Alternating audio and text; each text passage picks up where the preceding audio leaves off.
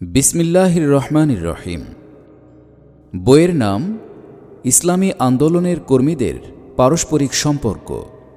রচনায় খুররমজাহ মুরাদ, অনুবাদ মোহাম্মদ হাবিবুর রহমান। সূচিপত্র। বিষয় ১. পারস্পরিক সম্পর্কে ভিত্তি, তার গুরুত্ব ও প্রয়োজনীয়তা। সম্পর্কের ভিত্তি ও মর্যাদা। ভ্রাতৃত্ব ঈমানের অনিবার্য দাবি। বিশ্বব্যাপী ইসলামী বিপ্লবের জন্যে ভ্রাতৃত্ব অপরিহার্য।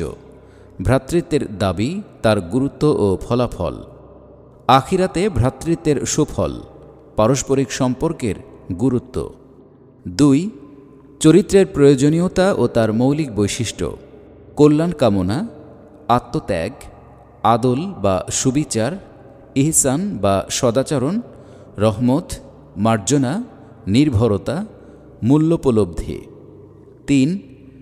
সম্পর্ককে বিকৃতি থেকে রক্ষা করার উপায়।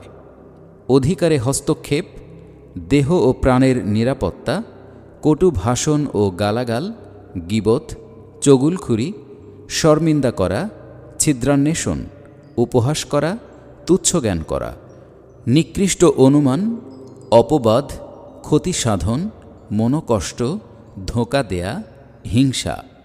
৪. সম্পর্ককে দৃঢ়তর করার পন্থা। মান ইজ্জতের নিরাপত্তা, দুঃখ কষ্টে অংশগ্রহণ, সমালোচনা ও নসিহত, মুলাকাত, রুগ্ন ভাইয়ের পরিচর্যা, আবেগের বহিঃপ্রকাশ, প্রীতি ও খোশ মেজাজের সাথে মুলাকাত, সালাম, মুসাফাহা, উৎকৃষ্ট নামে ডাকা, ব্যক্তিগত ব্যাপারে উৎসুক্য, হাদিয়া, শকরগুজারি, একত্রে বসে আহার, দোয়া, সুন্দরভাবে জবাব দেয়া, আপোষ রফা এবং অভিযোগ খণ্ডন, খোদার কাছে তৌফিক কামনা। ভূমিকা। ইতিহাস পর্যালোচনা করলে একথা দিবালোকের মতো স্পষ্ট হয়ে ওঠে যে আম্বিয়ায়ে কিরাম সর্বদাই মানব সমাজের পুনর্বিন্যাস করেছেন।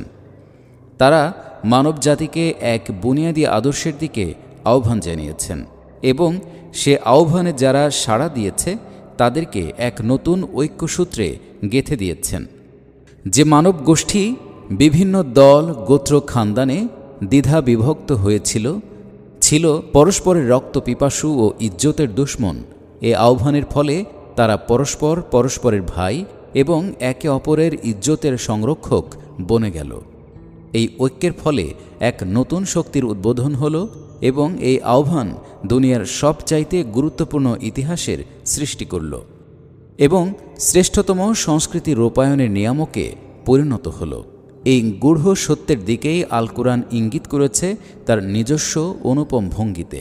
অর্থাৎ আল্লাহর সেই নিয়ামতের কথা স্মরণ করো, যখন তোমরা ছিলে পরস্পরের ঘোরতর দুশমন, তখন তিনি তোমাদের হৃদয়কে জুড়ে দিলেন এবং তোমরা তাঁর অনুগ্রহ ও মেহেরবানির ফলে ভাই ভাই হয়ে গেলে। নিঃসন্দেহে তোমরা ছিলে আগুনের গর্তের তীরে দাঁড়িয়ে, অতঃপর তিনি তোমাদেরকে সেখান থেকে নাজাত দিলেন এবং ধ্বংসের হাত থেকে রক্ষা করলেন। সূরা আল ইমরান, আয়াত ১০৩। আম্বিয়ায়ে কিরাম মানব জাতিকে আহ্বান জানিয়েছেন এ বলে: আল্লাহর রজ্জুকে দৃঢ়ভাবে আঁকড়ে ধরো, ঐক্যবদ্ধ হও এবং পরস্পর বিচ্ছিন্ন হও না। সূরা আল ইমরান, আয়াত ১০৩। ইসলামের এই একতা শুধু কানুনি বাহ্যিক একতা নয়, বরং এ হচ্ছে হৃদয়ের একত্ব। ইসলাম শুধু কানুনি ঐক্যকেই ঐক্য মনে করে না, বরং এই বাহ্যিক ঐক্যের বুনিয়াদকে সে মানুষের হৃদয়ে স্থাপন করতে চায়। এর প্রকৃত উৎস হচ্ছে বিশ্বাস ও মতবাদের ঐক্য, আশা ও আকাঙ্ক্ষার ঐক্য, সংকল্প ও হৃদয় আবেগের ঐক্য। সে বাইরে যেমন সবাইকে এক ঐক্যসূত্রে গেঁথে দেয়, তেমনি ভেতর দিক দিয়েও তাদেরকে এক উখুয়াত বা ভ্রাতৃত্বের সম্পর্কে জুড়ে দেয়। আর এটাই সত্য যে এই উভয় লক্ষণ যখন পূর্ণভাবে প্রকাশ পায়, প্রকৃত ঐক্য ঠিক তখনই গড়ে ওঠে। কারণ কৃত্রিম ঐক্য কখনো স্থায়ী হয় না, ঘৃণা ও বিদ্বেষপূর্ণ হৃদয় কখনো যুক্ত হতে পারে না, মিথ্যা কখনো কোনো ঐক্য গড়ে তুলতে পারে না, স্বার্থপরতামূলক ঐক্য শুধু বিভেদ ও অনৈক্যের উৎস হয়ে থাকে। আর শুধু আইনগত বন্ধনও কোনো যথার্থ মিলন বা বন্ধুত্বের ভিত্তি রচনা করতে পারে না। এ কারণেই ইসলাম একতার ভিত্তিকে ঈমান, ভালোবাসা ও আত্মত্যাগের ওপর স্থাপন করেছে। এই ভিত্তিভূমির উপর গড়ে ওঠা সম্পর্ক এমনই সুদৃঢ় প্রাচীরে পরিণত হয় যে তার সাথে সংঘর্ষ লাগিয়ে বড় বড় তুফানও শুধু নিজের মস্তকই চূর্ণ করতে পারে, কিন্তু তার কোনো ক্ষতি সাধন করতে পারে না। উপরন্তু এই ভিত্তির ওপর যে সমাজ সংস্থা গঠিত হয়, সেখানে বিরোধ ও সংঘর্ষের বদলে সহযোগিতা ও পোষকতার ভাবধারা গড়ে ওঠে। সেখানে একজন অপরজনের সহায়ক, পৃষ্ঠপোষক ও সাহায্যকারী হয়ে থাকে। সেখানে পড়ন্ত ব্যক্তিকে পড়ে যেতে দেওয়া হয় না, বরং তার সাহায্যের জন্যে অসংখ্য হাত প্রসারিত হয়। সেখানে পিছে পড়া থাকা ব্যক্তিকে ফেলে যাওয়া হয় না, বরং তাকে সর্বতোভাবে সাহায্য করে সামনে এগিয়ে নেওয়া হয়। এ সমাজ ব্যক্তিকে তার সমস্যাদির মোকাবেলা করার যোগ্য করে তোলে এবং পতনশীল ব্যক্তিকে আঁকড়ে ধরে রাখার কাজ আঞ্জাম দেয়। ইসলাম যে ভিত্তিগুলোর উপর তার সামাজিক সম্পর্ক গড়ে তোলে, সেগুলোকে খুব ভালোমতো অনুধাবন করা এবং সে লক্ষ্য অর্জনের জন্যে নিজের শক্তি ও সামর্থ্যকে নিয়োজিত করা ইসলামী আন্দোলনের কর্মীদের পক্ষে অবশ্য কর্তব্য। আমাদের শ্রদ্ধেয় বন্ধু ও প্রিয় ভাই খুররম জাহ মুরাদ ইসলামী আন্দোলনের কর্মীদের এ বুনিয়াদী প্রয়োজনটি পূর্ণ করার জন্যে এই পুস্তকটি রচনা করেছেন। এ দেশের যে কজন নগণ্য সংখ্যক যুবক পাশ্চাত্য শিক্ষা লাভ করা সত্ত্বেও ধর্মীয় জ্ঞান অর্জনে বিশেষ প্রচেষ্টা চালিয়েছেন এবং এ ব্যাপারে যথেষ্ট কৃতিত্ব অর্জন করেছেন, খুররম সাহেব তাঁদের অন্যতম।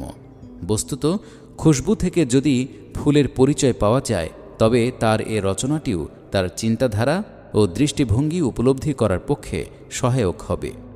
প্রকৃতপক্ষে আলোচ্য বিষয়টির তিনটি দিক রয়েছে: এক, সামাজিক ও সামগ্রিক জীবনধারা গড়ে তোলা এবং একে স্থিতিশীল রাখার জন্যে ইসলাম ব্যক্তি চরিত্রে কোন কোন মৌলিক বৈশিষ্ট্যের প্রকাশ দেখতে চায়। দুই, কি কি বস্তু এ ভিত্তিগুলোকে ধ্বংস ও দুর্বল করে দেয়, যাতে করে সেগুলো থেকে বেঁচে থাকা যায়। তিন, কি কি গুণাবলী এ ভিত্তিগুলোকে মজবুত এবং উন্নত করে তোলে, যাতে করে সেগুলোকে গ্রহণ করা যেতে পারে। শ্রদ্ধেয় লেখক অত্যন্ত বিস্তৃতভাবে এ তিনটি প্রশ্নের জবাব দিয়েছেন। আমি বিশ্বাস করি, ইসলামী আন্দোলনের কর্মীগণ যদি এই জবাবগুলো অভিনিবেশ সহকারে পড়েন এবং এগুলো অবলম্বন করার প্রয়াস পান, তবে নিজেদের সামগ্রিক জীবনকেই তারা ঈমান, ভালোবাসা ও আত্মত্যাগের পুষ্পে, যা জীবনের ফুল বাগিচাকে কুসুমিত করে তোলে, পুষ্পিত করতে পারবেন। এ পুস্তিকা থেকে উপকারিতা লাভের ব্যাপারে কর্মীদের আরও একটি বিষয়ের প্রতি লক্ষ্য রাখতে হবে। সমস্ত জিনিস মানুষ রাতারাতি অর্জন করতে পারে না, তাই আমাদের কর্তব্য হচ্ছে চরিত্র গঠনের গোটা পরিকল্পনাটিকে বুঝে নিয়ে এক একটি জিনিসকে মনের মধ্যে খুব ভালো মতো বদ্ধমূল করে নেয়া, তারপর তাকে গ্রহণ ও অনুসরণ করার চেষ্টা করা এবং এভাবে প্রথমটির পর দ্বিতীয়টি ও দ্বিতীয়টির পর তৃতীয়টিকে গ্রহণ করা। হজরত আবদুল্লাহ বিন ওমর রাদিয়াল্লাহু তাআলা আনহু সম্পর্কে বর্ণিত আছে যে তিনি 7-8 বছরে সূরা বাকারা পড়েছিলেন।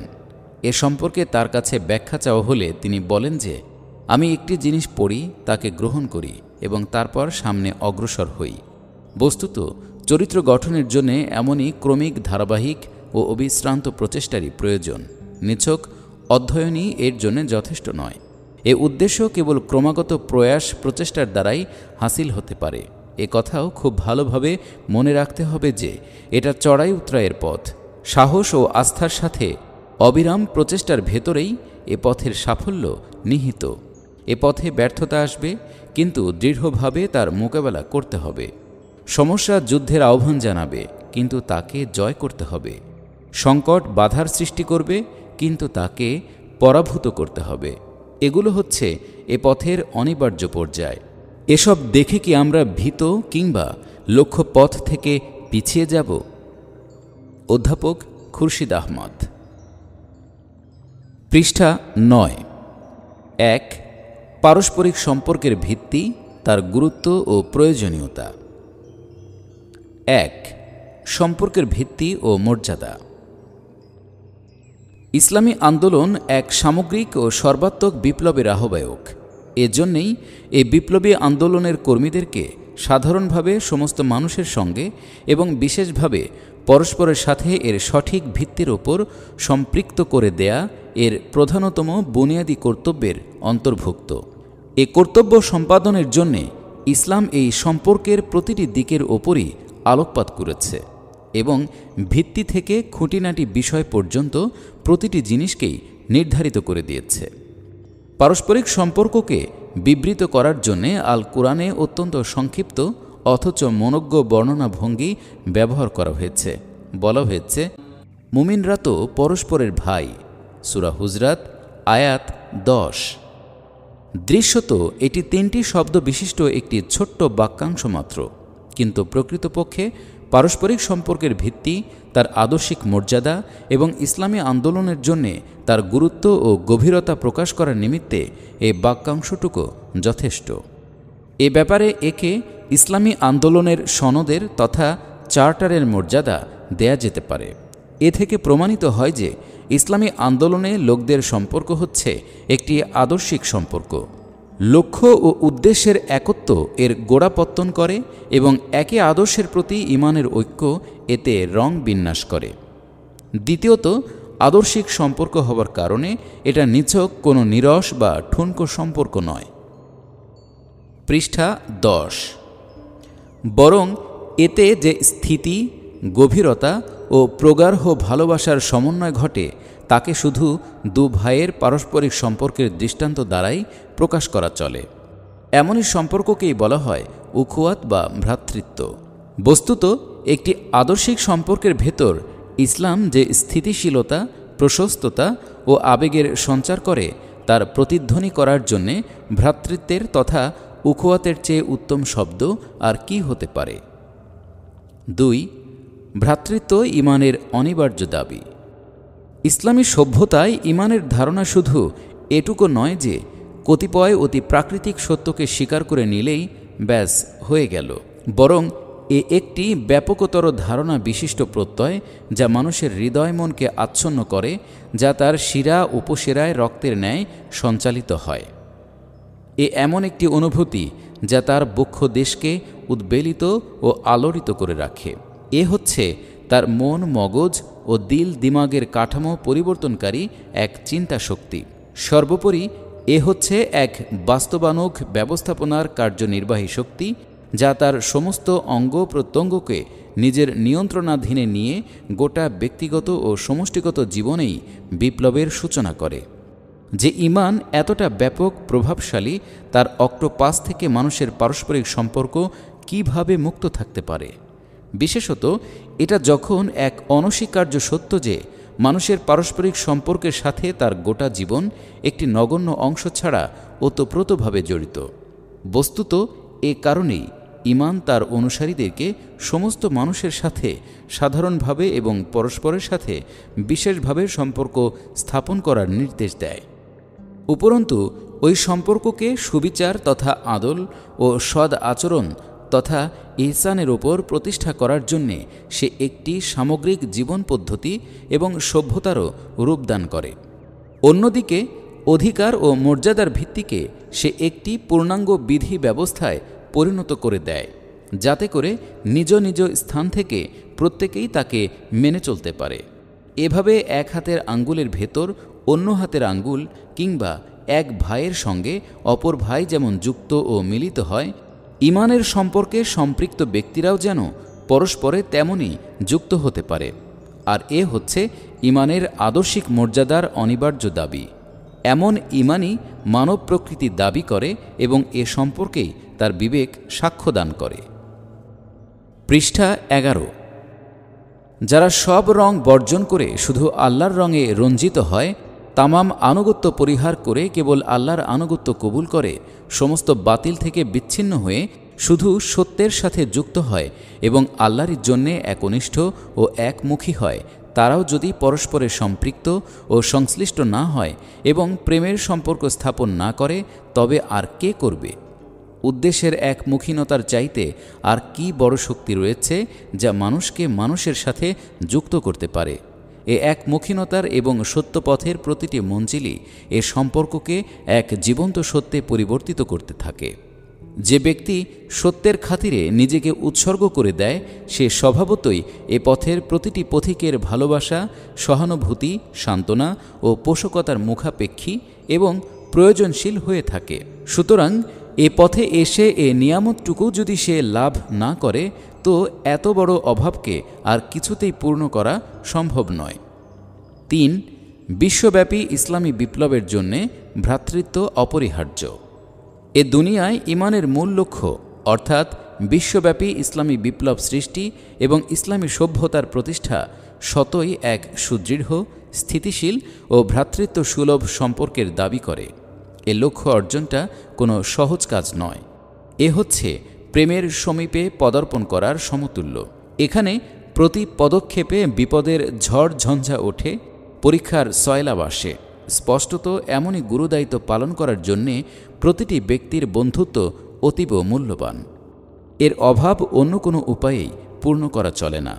বিশেষত এ পথে সমর্থক সহায়কের অভাব এক স্বাভাবিক সত্য বিধায় এমনই ধরনের শূন্যতাকে এক মুহূর্তের জন্য বরদাস্ত করা যায় না। উপরন্তু একটি সংঘবদ্ধ ও শক্তিশালী জামাত ছাড়া কোনো সামগ্রিক বিপ্লবই সংঘটিত হতে পারে না। আর সংহত ও শক্তিশালী জামাত ঠিক তখনই জন্মলাভ করে যখন তার অন্তর্ভুক্ত ব্যক্তিগণ পরস্পরে নিবিড়ভাবে সম্পৃক্ত হয়ে যায়। এই উদ্দেশ্যে এমনই সংঘবদ্ধভাবে কাজ করা উচিত যাতে তা স্বভাবতই এক সীসার প্রাচীরে পরিণত হবে তথা বুনিয়ান মারসুস হবে। তার ভেতরে কোনো বিভেদ বা অনৈক্য পথ খুঁজে পাবে না। বস্তুত এমনই সুসংহত প্রচেষ্টাই সাফল্যের নিশ্চয়তা দিতে পারে। পৃষ্ঠা 12। আল্লাহ তাআলা সূরা আল ইমরানে একটি নবগঠিত ইসলামী রাষ্ট্রের পরিচালকদের এমন সম্পর্ক গড়ে তুলবারই নির্দেশ দিয়েছেন। হে ঈমানদারগণ, ধৈর্য ধারণ করো এবং মোকাবেলায় দৃঢ়তা অবলম্বন করো। আল্লাহকে ভয় করতে থাকো যাতে তোমরা তোমাদের উদ্দেশ্য লাভে সমর্থ হতে পারো।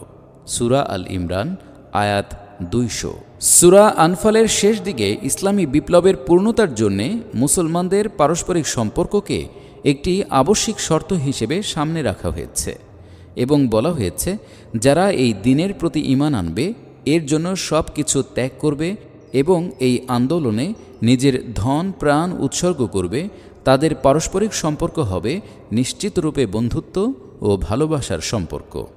এ সম্পর্কের জন্যে এখানে বন্ধুত্ব শব্দটি ব্যবহৃত হয়েছে।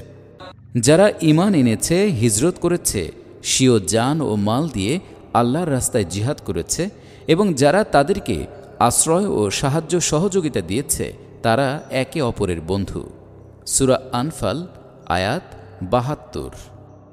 এখান থেকে আরও কিছুটা সামনে এগিয়ে কাফেরদের সাংগঠনিক ঐক্য এবং তাদের দলীয় শক্তির প্রতি ইশারা দিয়ে বলা হয়েছে যে মুসলমানরা যদি এমনই বন্ধুত্বের সম্পর্ক গড়ে না তোলে তবে আদল, ইহসান ও খোদা পরস্তির ভিত্তিতে একটি বিশ্বব্যাপী ইসলামী বিপ্লবের আকাঙ্ক্ষা কখনো বাস্তব দুনিয়ায় দৃঢ়মূল হতে পারবে না। ফলে আল্লাহর এই দুনিয়া ফিতনা ফাসাদে পূর্ণ হয়ে যাবে। কেননা এই বন্ধুত্বপূর্ণ সম্পর্ক ছাড়া বিপ্লবের বিরুদ্ধ শক্তিগুলোর মোকাবেলা করা মুসলমানদের পক্ষে সম্ভবপর নয়। পৃষ্ঠা 13। আর যারা কাফের তারা পরস্পরের বন্ধু সহযোগী। তোমরা ঈমানদার লোকেরা যদি পরস্পরের সাহায্যে এগিয়ে না আসো তাহলে জমিনে বড়ই ফিতনা ও কঠিন বিপর্যয় সৃষ্টি হবে। সূরা আনফাল আয়াত 73। আর এ কথা সুস্পষ্ট যে ইসলামী সভ্যতার প্রতিষ্ঠা এবং ইসলামী বিপ্লব সৃষ্টির জন্য এমন প্রয়াস প্রচেষ্টাই হচ্ছে ঈমানের সত্যাসত্য নির্ণয়ের প্রকৃত মানদণ্ড।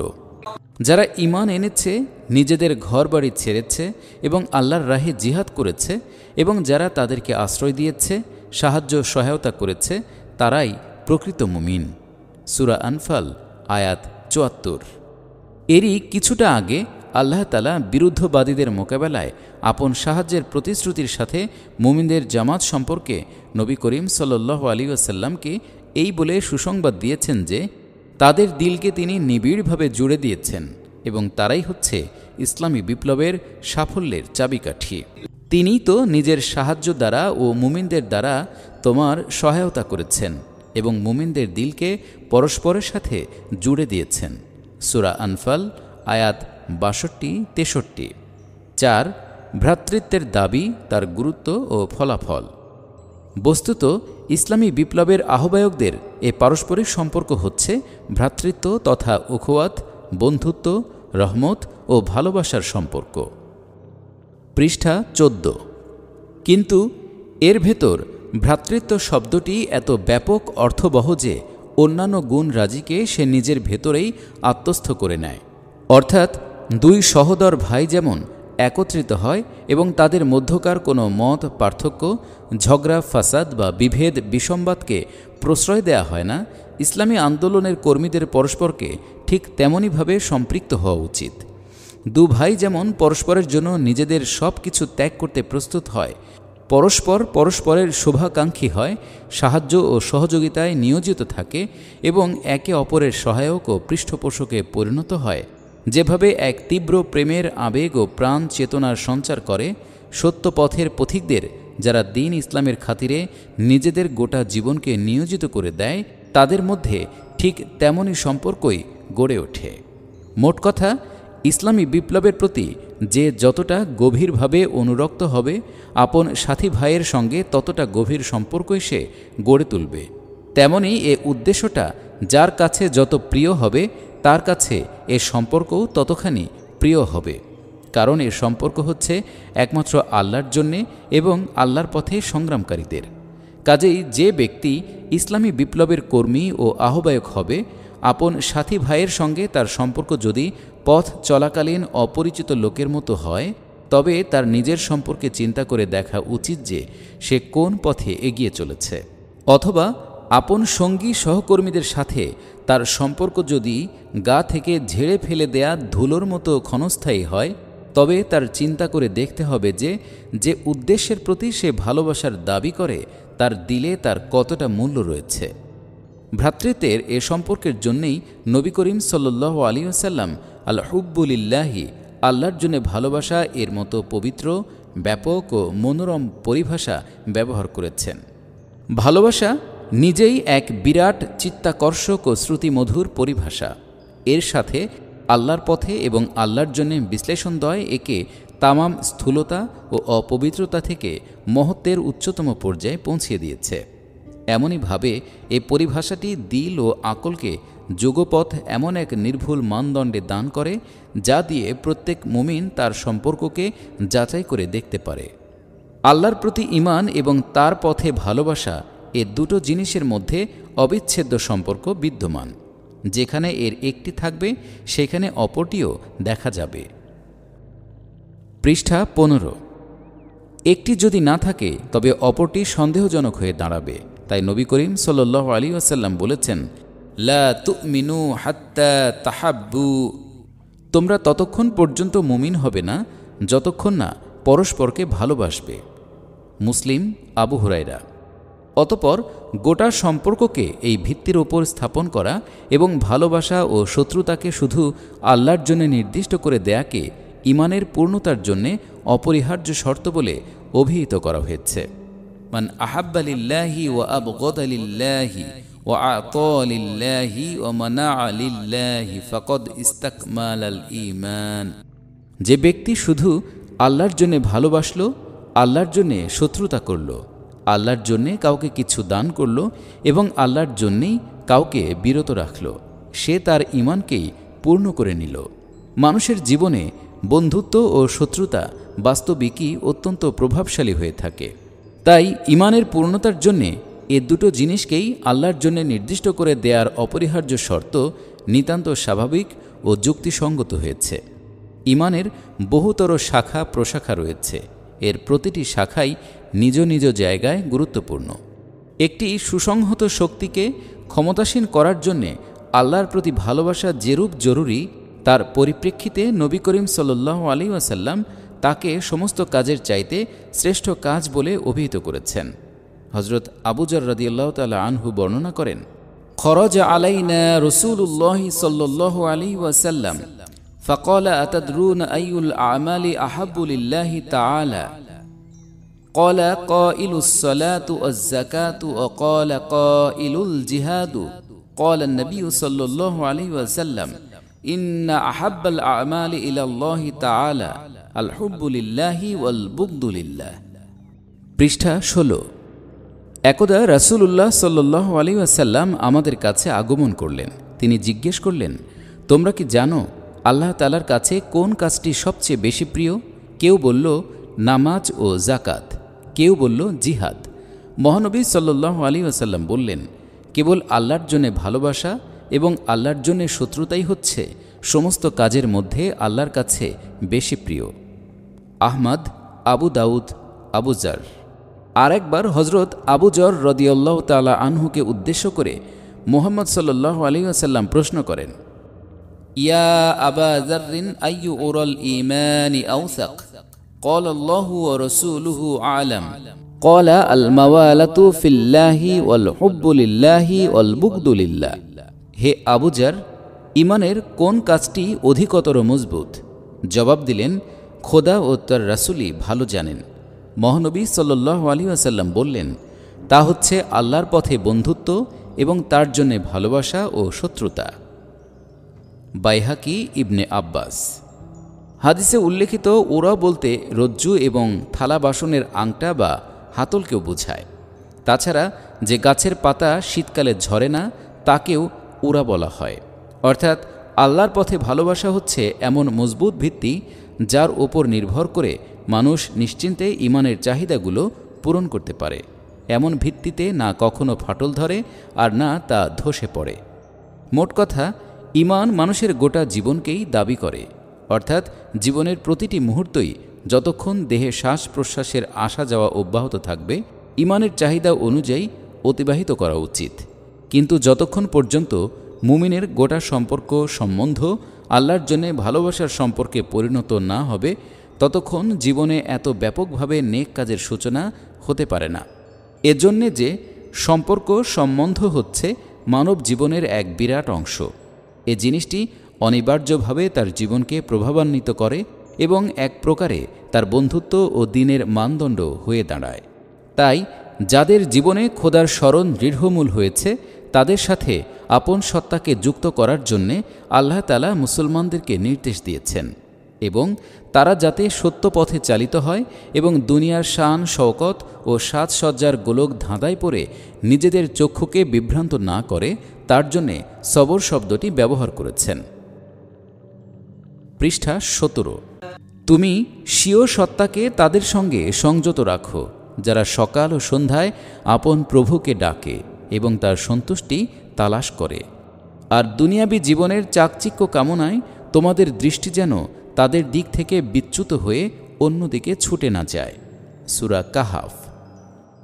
অন্যদিকে মানুষকে তার বন্ধুত্ব স্থাপন খুব ভেবেচিন্তে করার জন্যে নবী করিম সাল্লাল্লাহু আলাইহি ওয়াসাল্লাম সাবধান করে দিয়েছেন।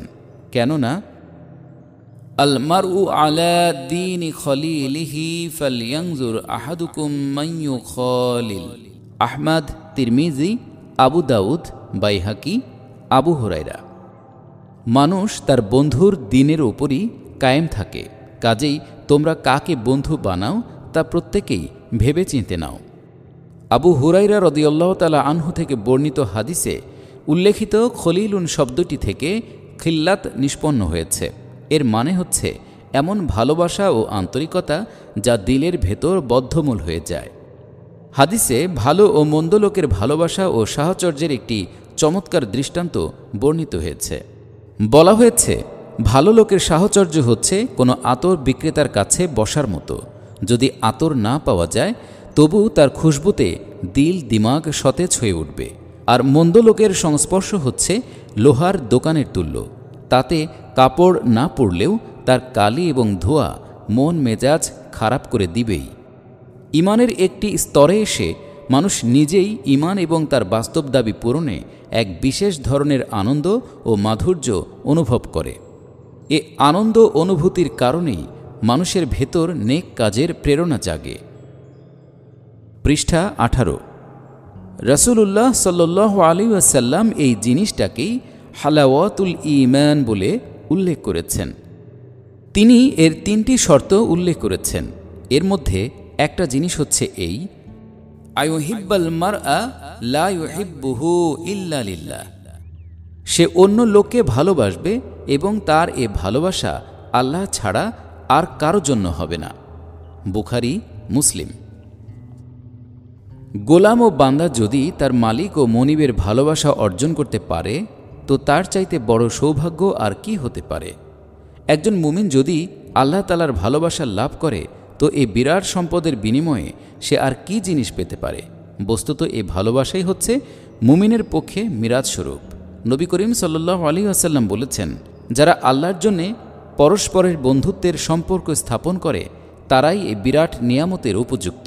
তাই হযরত মুআজ বিন জাবাল রাদিয়াল্লাহু তাআলা আনহু বলেন, সামিআতু রাসূলুল্লাহি সাল্লাল্লাহু আলাইহি ওয়াসাল্লাম ইয়াকুলু ক্বালাল্লাহু তাআলা ওয়াজাবাত মুহাব্বাতি লিল মুতাহাব্বিনা ফিল মুতাজালিসিনা ফিল মুতাজাওয়িরিনা ফিয়্যা ওয়াল মুতাবাদিলিনা ফিয়্যা। আমি রাসূলুল্লাহ সাল্লাল্লাহু আলাইহি ওয়াসাল্লামকে বলতে শুনেছি যে আল্লাহ তাআলা বলেছেন, যারা আমার জন্যে পরস্পরকে ভালোবাসে, আমার জন্যে একত্রে উপবেশন করে, আমার জন্যে পরস্পরে সাক্ষাৎ করতে যায় এবং আমার জন্যে পরস্পরে অর্থ ব্যয় করে, তাদের প্রতি আমার ভালোবাসা অনিবার্য। মালিক। 5. আখিরাতে ভ্রাতৃত্বের সুফল। দুনিয়ার জীবনে আল্লাহর জন্যে ভালোবাসার এ ফলাফল তো আছেই, কিন্তু আখিরাতে যখন মানুষের প্রতিটি নেক কাজই মূল্যবান বিবেচিত হবে এবং একটিমাত্র খেজুরের সাদকা ও একটি ভালো কথাও তার জন্যে গনিমত বলে সাব্যস্ত হবে, তখন এ সম্পর্ক একজন মুমিনকে অত্যন্ত উঁচু মর্যাদায় অভিষিক্ত করবে। বস্তুত ইসলামী বিপ্লবের ব্যাপারে এ সম্পর্কের গুরুত্ব সম্পর্কে আমরা যা কিছু জানি তার পরিপ্রেক্ষিতে এটা খুবই স্বাভাবিক ও স্বতঃসিদ্ধ ব্যাপার। পৃষ্ঠা 19। সেদিন অন্যের সম্পর্কে কারো কোনো হুঁশ থাকবে না। মানুষ তার মা বাপ, ভাই বোন, স্ত্রী, পুত্র, কন্যা সব কিছু ছেড়ে দূরে পালিয়ে যাবে। জাহান্নাম থেকে বাঁচবার জন্যে তাদের সবাইকে বিনিময় দিতেও সে তৈরি হবে। সেদিন বন্ধুত্বের তামাম রহস্য উদ্ঘাটিত হয়ে যাবে এবং দুনিয়ার জীবনে যাদের ভালোবাসা দিল ও দিমাগে বদ্ধমূল হয়ে গিয়েছিল সে বন্ধুই সেখানে শত্রুতে পরিণত হবে। কিন্তু প্রকৃত খোদাভীরু লোকদের বন্ধুত্ব সেখানে বজায় থাকবে। এজন্যে যে সেদিন কাজে লাগাবার মতো কি জিনিস সে বন্ধুরা দুনিয়ার জীবনে পরস্পরকে দান করেছে, সেই সংকট মুহূর্তে তা নির্ভুলভাবে জানা যাবে এবং তার গুরুত্ব সঠিকভাবে অনুভূত হবে। অর্থাৎ যারা পরস্পরের বন্ধু ছিল সেদিন পরস্পরের শত্রু হয়ে যাবে কেবল মুত্তাকি লোক ছাড়া। হে আমার বান্দাগণ, আজকে তোমাদের কোনো ভয় নেই, তোমরা ভীত সন্ত্রস্তও হবে না। সূরা যুখরাত। এভাবে যাদের সঙ্গে মানুষের ভালোবাসার সম্পর্ক স্থাপিত হবে তাদের সাথেই তার পরিণাম যুক্ত হবে। এমনকি আল্লাহর জন্যে ভালোবাসা পোষণকারীগণ যদি একজন থাকে প্রাচ্যে এবং অপরজন পাশ্চাত্যে, তবুও মহান রব্বুল আলামিন আল্লাহ তাআলা তাদেরকে কিয়ামতের দিন একত্রিত করে বলবেন, যার প্রতি তুমি আমার জন্য ভালোবাসা পোষণ করতে সে লোকটি হচ্ছে এই। হাদিসের বর্ণনা এমন, আল মারউ মাআ মান আহাব্বা লাউ আন্না আবদাইনি তাহাব্বা ফিল্লাহি আজ্জা ওয়া জাল্লা ওয়াহিদুন ফিল মাশরিকি ওয়া আখরু ফিল মাগরিব লাজামা আল্লাহু বাইনাহুমা ইয়াওমাল কিয়ামা ইয়াকুলু হাযা আল্লাযী কুনতা তুহিব্বুহু ফিয়্যা। পৃষ্ঠা 20। 1. মানুষ যে যাকে ভালোবাসে তার সাথেই তার পরিণাম সংযুক্ত। বুখারী, মুসলিম, ইবনে মাসউদ রাদিয়াল্লাহু তাআলা আনহু। 2. আল্লাহর উদ্দেশ্যে ভালোবাসা পোষণকারী দু ব্যক্তির একজন যদি থাকে প্রাচ্যে এবং অপরজন যদি থাকে পাশ্চাত্যে, তবু আল্লাহ রব্বুল আলামিন তাদের উভয়কে কিয়ামতের দিন একত্রিত করে বলবেন, যার প্রতি তুমি আমার জন্য ভালোবাসা পোষণ করতে সে ব্যক্তিটি হচ্ছে এই। বাইহাকি, আবু হুরাইরা রাদিয়াল্লাহু তাআলা আনহু। সেদিন মানুষের পায়ের নিচে আগুন উৎক্ষিপ্ত হতে থাকবে, মাথার ওপরে থাকবে আগুনের মেঘ এবং তা থেকে বর্ষিত হতে থাকবে আগুনের ফুলকি। ডানে বামে সামনে পেছনে শুধু আগুনই তাকে পরিবেষ্টিত করে রাখবে, আর তার আশ্রয় লাভের মতো একটিমাত্র ছায়াই থাকবে, আর তা হচ্ছে আরশে ইলাহির ছায়া। সেদিন এ ছায়াতে 7 শ্রেণীর লোক স্থান পাবে। তাদের সম্পর্কে আল্লাহ রসুল সাল্লাল্লাহু আলাইহি ওয়াসাল্লাম বলেছেন, রজুলান তাহাব্বা ফিল্লাহি ইজতামআ আলাইহি ওয়া তাফাররাকা আলাইহি। তাদের ভেতর এমন দুজন লোক থাকবে যারা আল্লাহর জন্য পরস্পরকে ভালোবেসেছে, তারই জন্য একত্রিত হয়েছে এবং তারই খাতিরে বিচ্ছিন্ন হয়েছে। তার প্রতি আল্লাহর রহমত বর্ষিত হোক যে তিনি আমাদের কাছে তার এ ফরমান পৌঁছে দিয়েছেন। ইন্নাল্লাহা তাআলা ইয়াকুলু ইয়াউমাল কিয়ামা আইনাল মুতাহাব্বুনা ফিয়্যা বিজালালি আল ইয়াউমা আযিল্লুহুম ফি যিল্লি আল ইয়াউমা আযিল্লুহুম ফি যিল্লি ইয়াউমা লা যিল্লা ইল্লা যিল্লি। আল্লাহ তাআলা কিয়ামতের দিন বলবেন, যারা আমার শ্রেষ্ঠত্বের জন্যে পরস্পরকে ভালোবাসত তারা আজ কোথায়? আজকে আমি তাদেরকে নিজের ছায়াতলে আশ্রয় দান করব। আজকে আমার ছায়া ছাড়া আর কারো ছায়া নেই। মুসলিম, আবু হুরাইরা। আর যাদের সম্পর্কে আল্লাহ তাআলা নিম্নরূপ সংবাদ দিয়েছেন তাদের জন্য তো কতই মর্যাদার ব্যাপার হবে। পৃষ্ঠা ২১। আল মুতাহাব্বুনা বিজালালি লাহুম মানাবিরুম মিন নূরিন ইয়াগবিতুহুমুন নাবিয়্যুনা ওয়াশ-শুহাদা। যারা আমার শ্রেষ্ঠত্বের খাতিরে পরস্পরকে ভালোবাসে তাদের জন্য আখিরাতে নূরের মিম্বর তৈরি হবে এবং নবী ও শহীদগণ তাদের প্রতি ঈর্ষা করবেন। তিরমিজি, মুয়াজ ইবনে জাবাল রাদিয়াল্লাহু তাআলা আনহু। ৬. পারস্পরিক সম্পর্কের গুরুত্ব। আল্লাহর জন্যে এক ঈমানের ভিত্তিতে পরস্পরের এ গভীর স্থিতিশীল ও প্রেমের আবেগময় সম্পর্ক ইসলামী আন্দোলনের জন্যে এতখানি গুরুত্বপূর্ণ যে এর বিকৃতিকে অত্যন্ত উদ্বেগের চোখে দেখা হয়েছে। পারস্পরিক সম্পর্কচ্ছেদ সম্পর্কে যে কঠোর সতর্কবাণী এসেছে, পরস্পরে আপোষ মীমাংসা করা ও করানোর ব্যাপারে যে প্রতিশ্রুতি দেয়া হয়েছে এবং সম্পর্ক বিকৃতকারীদের সম্বন্ধে যা কিছু বলা হয়েছে সে সম্পর্কে বিস্তারিত আলোচনা তো পরে আসবে, কিন্তু এখানে একথা মনে রাখা দরকার যে সম্পর্কের বিকৃতি ও বিদ্বেষ পোষণকে নবী করিম সাল্লাল্লাহু আলাইহি ওয়াসাল্লাম এমন এক অস্ত্রের সঙ্গে তুলনা করেছেন যা গোটা দিনকেই একেবারে নিশ্চিহ্ন করে দেয়। হিয়াল হালিকাতু লা আকুলু তাহলিকুশ শা'রা ওয়ালাকিন তাহলিকুদ্দিন। আহমদ ও তিরমিজি, জুবাইর রাদিয়াল্লাহু তাআলা আনহু। এ সম্পর্কের প্রভাব কত ব্যাপক ও সুদূর প্রসারী হয়ে থাকে তা এ থেকেই বোঝা যায়। যারা নিষ্ঠা ও আন্তরিকতার সাথে এ দিনের সঙ্গে সম্পৃক্ত হবে, আপন সঙ্গী সাথীদের জন্যে তাদের অন্তঃকরণ থেকে ক্রমাগত প্রেমের ঝর্ণাধারা উৎসারিত হবে। তাদের কাছে এ সম্পর্ক এতটা প্রিয় হবে এবং তাদের হৃদয়ে এর জন্যে এতখানি মূল্যবোধের সৃষ্টি হবে যে অন্য যে কোনো ক্ষতি স্বীকারে তারা প্রস্তুত হবে, কিন্তু এর কোনো অনিষ্ট তারা বরদাস্ত করবে না। ইসলামী আন্দোলনের কর্মীদের এই পারস্পরিক প্রেম, ভালোবাসা তথা প্রীতির সম্পর্ককেই আল্লাহ তাআলা তার শ্রেষ্ঠতম নিয়ামতের মধ্যে গণ্য করেছেন। পৃষ্ঠা ২২। আর যে ইসলামী জামাত এই অমূল্য সম্পদ লাভ করবে তার প্রতি বর্ষিত হবে তার বিশেষ করুণা, আশীর্বাদ।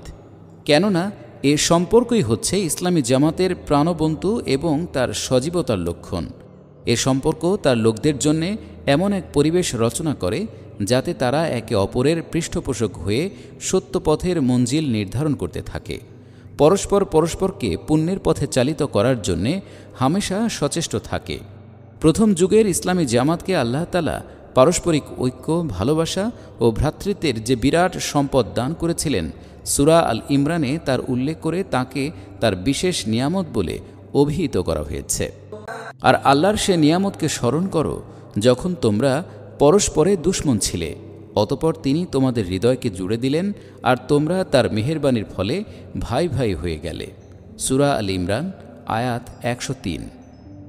অতঃপর সূরা আনফালে নবী করিম সাল্লাল্লাহু আলাইহি ওয়াসাল্লামকে উদ্দেশ্য করে বলা হয়েছে যে দুনিয়ার সমস্ত সম্পদ ব্যয় করলেও মুসলমানদের দিলকে এমন প্রেম, ভালোবাসা ও ভ্রাতৃত্বের সম্পর্কে জুড়ে দেয়া আপনার পক্ষে সম্ভবপর ছিল না।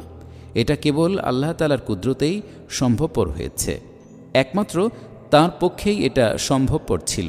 তিনি মানুষকে একটি দিন দিয়েছেন এবং তাঁর প্রতি ঈমান ও ভালোবাসা পোষণের তৌফিক দিয়েছেন। তারই অনিবার্য ফল হচ্ছে এই প্রেম, প্রীতি ও ভালোবাসা।